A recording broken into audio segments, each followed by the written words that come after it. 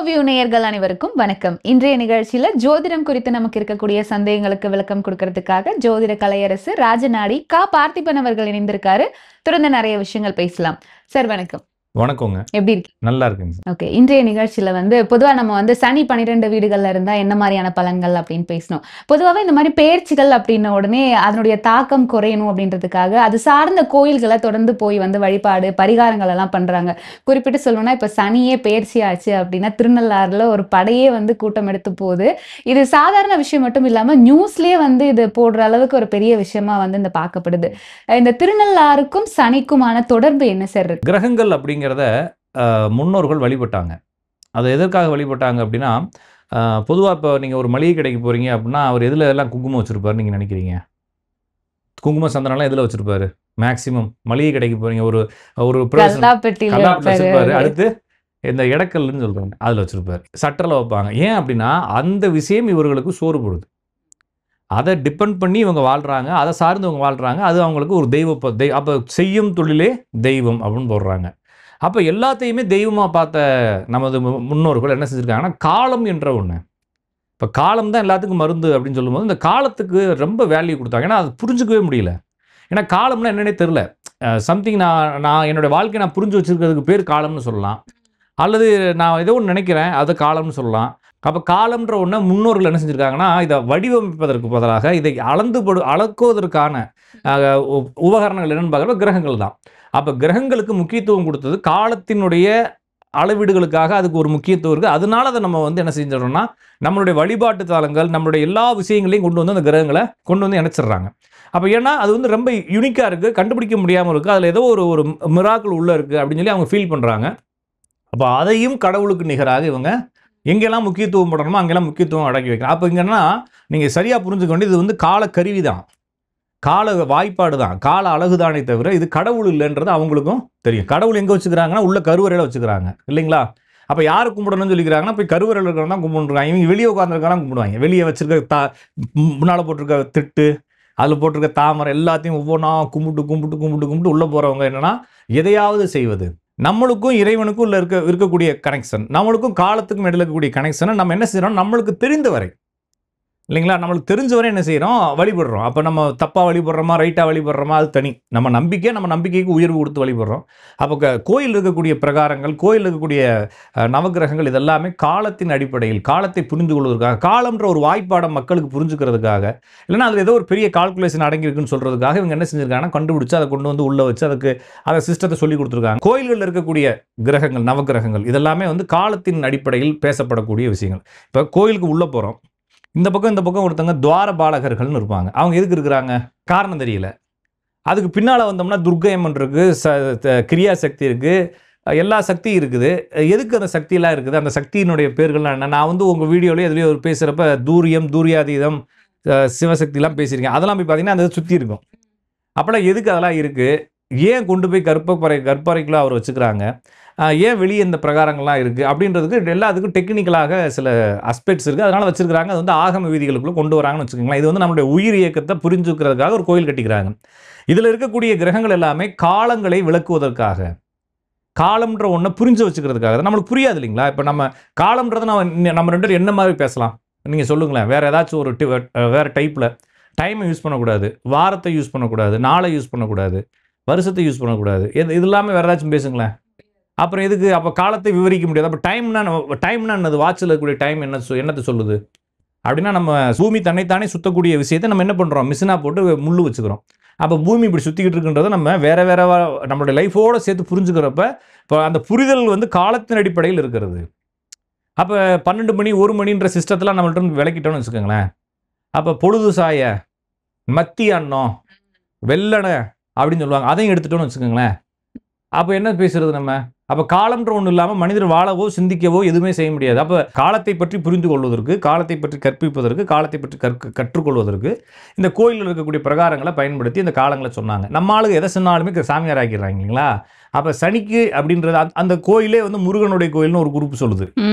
ஆனால் அது அதை கும்பிட்றதுனால சனி பகவான் நம்மளுக்கு ஆசி வழங்குறாரு. அப்போ சனி சூரியனை சுற்றி வருது அதனுடைய பாத்தில். நம்மளுடைய ராசி மண்டலம்ங்கிறது எங்கே இருக்குது அப்படின்னா சூரியன்லேருந்து பிரியலை ராசி மண்டலம்.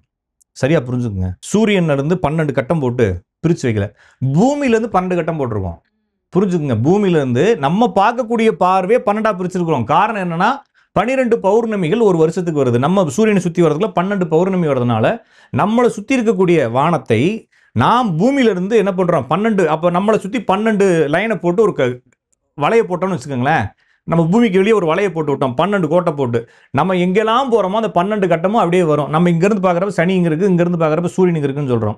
நம்ம இங்க போயிட்டோம்னா சனி அங்க இருக்கு, இங்க இருக்குன்னு சொல்றோம். சனி சுத்தி வருது. அப்ப சனி ராசிகள்ல மாறுதா அப்படின்னா சூரியனுடைய ராசியிலேருந்து சனி அது அதனுடைய வேலையில போயிருக்கு. நம்ம பார்க்குறப்ப இந்த ராசியிலேருந்து மாறி இருக்கு. அப்ப சனிக்கும் நம்ம ராசிக்கும் சம்பந்தமே கிடையாது. நம்ம ராசி மண்டலங்கிறது பூமியோட சேர்ந்தது இல்லைங்களா? பூமியில வச்சிருக்கோம் ஃபைனாகுலரை. சனி எங்கேயோ மூவ் ஆகிட்டு இருக்கு. அதுக்கு தெரியாது இங்க ராசி மாறிட்டோம்னு சொல்லிட்டு. பூமியில இருக்கிற நம்மளுக்கு தான் அது வந்து ராசி மாறினதா கணக்கு பண்றோம். அப்ப இது வந்து 2 கணிதங்களா சொல்லப்படுறது வந்து ஒன்று கால கணிதம்னு சொல்றாங்க. அது வந்து இந்த கோயில்களில் பயன்படுத்தக்கூடிய ஒரு சிஸ்டம். இன்னொன்று வந்து உண்மையிலேயே சனி எங்க இருக்குன்னு சொல்லப்படக்கூடிய அறிவியல் பூர்வமான சிஸ்டம் திருக்கணிதம் வாக்கியம்னு சொல்றாங்க. அப்போ ரெண்டுலையுமே வெவ்வேறு ஆகிறதுக்கு வேற வேறு காரணம்னு வச்சுக்கலாம். ஆக மொத்தத்தில் சனி பயிற்சி ஆகிறதே கிடையாது. ஓகேங்களா? சனி அது பாட்டுக்கு சுத்திக்கிட்டு கிடக்குது. நாங்கள் கணிதம் பண்ணுவதற்காக என்ன செய்கிறோம்? இப்போ முள்ளுக்கு தெரியுமா 8லேருந்து 9க்கு போக போகிறோம் அப்படின்னு முள்ளுக்கு நம்ம வாட்சில் இருக்க முள்ளுக்கு தெரியுமா? தெரியாது. அப்போ 8லேருந்து 6லேருந்து 5க்கு 5லேருந்து 6க்கு போக போகிறோம், 4லேருந்து 6க்கு 5க்கு போக போகிறோம்னு எந்த ஒரு தகவலும் முள்ளுக்கு தெரியாது. முள்ளு உள்ள இருக்கக்கூடிய மிஷினை பேஸ் பண்ணி சுற்றிக்கிட்டு இருக்கு. அது சுத்தக்கூடிய வழி இருக்கக்கூடியதெல்லாம் நம்ம கோடக்கு போட்டு வச்சுட்டு இது 1 மணி 2 மணி புரிஞ்சு வச்சுக்க மாதிரி கிரகத்துக்கும் ராசிக்கும் சம்மந்தமே இல்லை. ராசி நம்மளுக்குள்ள தான் இருக்கே தவிர கிரகங்கள் எங்கேயோ இருக்கு இல்லைங்களா?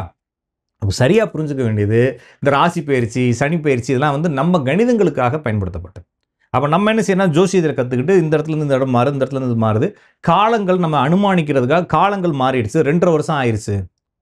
அப்போ அடுத்த ராசிக்கு போயிடுச்சு அப்படின்னு சொல்லி நம்ம காலம் நகர்ந்துக்கிட்டே இருக்குது. அந்த காலம் நகர்வதை பொறுத்து நம்மளுடைய வாழ்க்கை மாறிக்கிட்டே இருக்குன்றதை புரிஞ்சுக்கிறதுக்காக தான் அந்த பயிற்சிகளும் அதை தொடர்ந்து.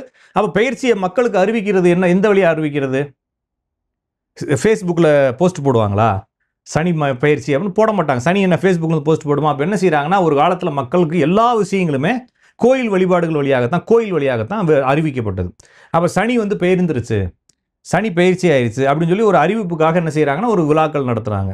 அது ஒரு காலத்தில் இப்படி வழிபாடுகளாக இல்லாமல் சனீஸ்வரனுக்கு போய் பரிகாரம் பண்ணாமல் பேண்ட்டு சட்டை ஜட்டி பண்ணிலாம் கட்டிவிட்டு வந்துடுறாங்க. அப்படிலாம் இல்லாமல் ஒரு விழாவாக கூட இருக்கலாம். நம்ம பிறக்கிறோம். இப்போ நம்ம வந்து இங்கிலீஷ் தேதி தான் கொண்டாடுறோம் இல்லைங்களா? இங்கிலீஷ் தேதிக்கு நம்மளுக்கு என்ன சம்பந்தம்? ஆனால் நம்ம வந்து இங்கிலீஷ் தேதி தான் பிறந்த நாள்னு கொண்டாடுறோம். நட்சத்திரமும் அதில் மேட்ச் ஆகாது, திதியும் மேட்ச் ஆகாது, யோகமும் மேட்ச் ஆகாது, பிறந்த தினமும் மேட்ச் ஆகாது, எதுவுமே மேட்ச் ஆகாமல் இங்கிலீஷ் தேதி வச்சுட்டு கொண்டாடுறோம். அன்றைக்கி ஏதாச்சும் சிறப்பு அம்சம் நம்மளுக்கு இருக்கா? அன்றைக்கி ஏதாச்சும் பல்புகள் பெரியுதா? இல்லை இல்லைங்களா? அப்போ நம்மளுக்கு ஒன்றுமே ஆகிறதில்ல. ஆனால் ஒரு தேதியை குறிப்பிட்டு நம்மளை புதுப்பிச்சுக்கிறோம். அது மாதிரி சனிக்கு எதுவுமே ஆகாது. நம்மளுக்கு எப்படி பிறந்த நாளைக்கு ஒன்றுமே ஆகலையோ அது மாதிரி சனி பயிற்சிக்கு சனிக்கு ஒன்றும் ஆகாது. நம்மளா என்ன செஞ்சுக்கிறோன்னா அதுக்கு ஒரு விழா எடுத்து கொண்டாடுறமே தவிர நீங்கள் பூஜை பண்ணுறதோ புனஸ்காரம் பண்ணுறதோ சனிக்கு எப்படி போய் சேரும்? சனிங்கிறது ஒரு ஆப்ஜெக்ட், அவ்வளோதான். இப்போ நம்மளுக்கு கூட உயிர் இருக்குது, நம்ம கூட பேசுகிறோம். சனி பேசவே பேசாது. ரொம்ப நாளாக இருக்கக்கூடிய கல் அது. ஓகேங்களா? அந்த கல் ஏன் சுற்றிக்கிட்டு இருக்குது அப்படின்னா அதுக்கு வேறு ரீசன் சொல்கிறாங்க. ஓகேங்களா? அது நம்ம வழிபடுறதுலாம் அதுக்கு கேட்காது. நீங்கள் நீங்கள் கழட்டி போட்ட துணியெல்லாம் சனி பார்க்காது. அப்போ இது வந்து நம்பிக்கை. அப்போ நம்பிக்கை அடிப்படையில் செய்யலாமா சார் அப்படின்னா நம்பிக்கை அடிப்படையில் நீங்கள் எதுக்கு பயிற்சி ஆகிறப்ப தான் சனி வேலை பார்க்குமா என்ன? சனி டெய்லி வேலை பார்க்கும் இல்லைங்களா? அப்போ நம்மளா போட்டு குழப்பிக்கிறது. அப்போ நீங்கள் வந்து திருநள்ளாருக்கு போகணும். நான் வந்து நம்பிக்கையை குறை சொல்லவில்லை. ஏன்னா நம்பிக்கைக்கு வேல்யூ இருக்குது. அங்கே சனி இருக்குதோ இல்லையோ நம்பிக்கை இருக்குல்ல எல்லாத்துக்கும். அந்த நம்பிக்கையை நம்ம குறை சொல்ல. அந்த நம்பிக்கையை வச்சு ஒரு டீம் அப்படியே பேக்ரவுண்டில் என்ன செய்கிறாங்கன்னா ஒரு பெரிய ஒரு மாஃபியா மாதிரி ஒர்க் பண்ணுறாங்க. இத்தனாம் தேதி போகணும், இத்தனாம் தேதி போகணும், அங்கே போய் இதை பண்ணணும் அதை பண்ணணும் அப்படிங்கிறப்ப பயிற்சிகளுக்கு எந்த கோயிலுக்கு நீங்கள் போக வேண்டிய அவசியம் இல்லை. நீங்கள் பொதுவாக சாதாரணமாக எந்த கோயிலுக்கு வேணாலும் போகலாம். நீங்கள் பயிற்சிக்கு போய் சனியை கும்பிட்றது சிவனை கும்பிடலாம் இல்லைங்களா? அப்போ இவரை தான் கும்பிடணும்னு அவசியம் இல்லை. அப்போ சனி மட்டுமா பெயருது?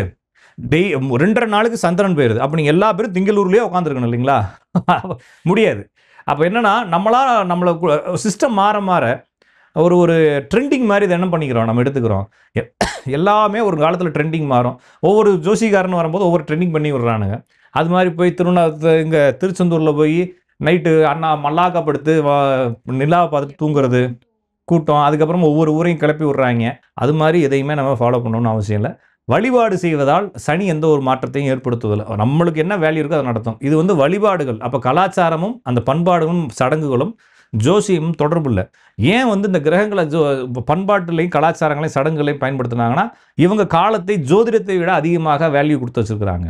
அதனால் அவங்க வந்து அதை பயன்படுத்த வேண்டிய அவசியம் இருக்குது. அதுக்காக அவங்க பண்ணுறாங்களே தவிர ஜோசியத்தில் உள்ள சனி அது இல்லை.